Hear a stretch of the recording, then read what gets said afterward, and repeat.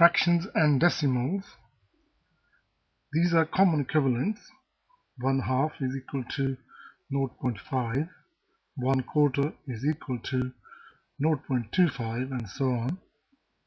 First we're going to change decimals into fractions, and we use this method, the place value. So let's do example 1.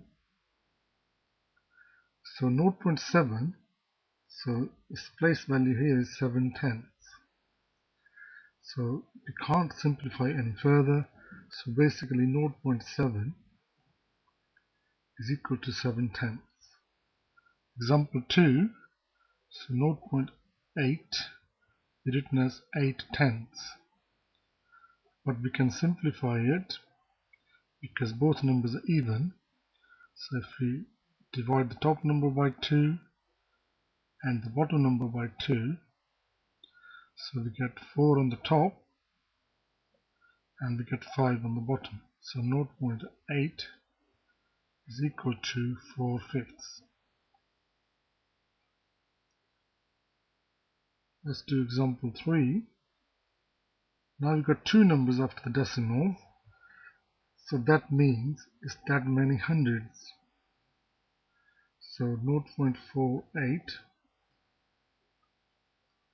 so we write 48 hundredths. Now we can divide and top by 2, so we get 24 on the top and 50 on the bottom. We can divide again by 2, top and bottom. So on the top we get 12, 50 divided by 2 is 25. So therefore 0.48 is equal to 12 divided by 25. Here example 4, so 0.47 we write as 47 over 100. This time we can't simplify any further, so that's the end, that's the answer. Let's do example 5. Now we have three numbers after the decimal. That means how many thousands? So if you write 0.573 is equal to 573 divided by 1000.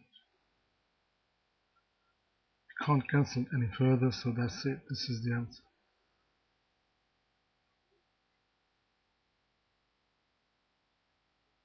Now we're going to change fractions into decimals. All we do is just divide the top number by the bottom number. So here we have 3 divided by 8, so we write 3 here. Now we're going to divide by 8. So we're going to use the long division method. How many 8 can go to 3? 0. So we write 0 here. Then we put the decimal point, and after the decimal point there we put a 0 here. Now we see how many 8 can go into 30. 8 times 3 is 24, so it's 3. So 3 times 8 is 24. Now we find the remainder. The remainder is 6. Then we just add another 0 here. How many 8 can go into 60? 8 times 7 is 56. Then find the remainder is 4. Then we just add 0 here. How many 8 can go into 40? It's 5. Now we have the remainder 0. So therefore 3/8 is equal to 0.375. Now do example 2. 5 and divide by 9. How many 9 go into 5? 0. Write the decimal point here, then add 0 here. How many 9 can go into 50? 9 times 5 is 45. So it's 5. So write 45. Then we find the remainder is 5. add another 0 here. Again, 5 9s go in there, and we got the remainder 5 again. Now you can see the pattern what's going on. You have the remainder 5 again, and so on.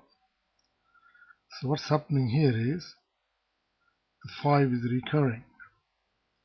So therefore 5 divided by 9 is equal to, you can just write 0.5 and put a dot on the top, means it's recurring.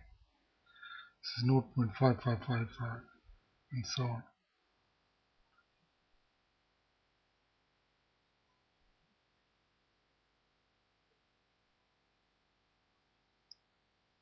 Now try these questions yourself.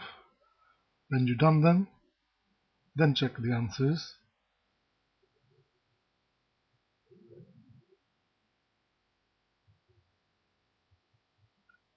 Here are the answers.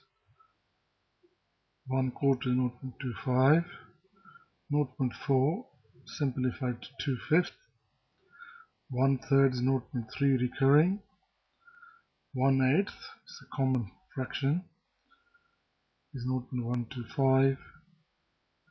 Now if you want to looking for 5/8, basically if you multiply that answer by 5, you will get this answer here. Then 3/5 is equal to 0.6.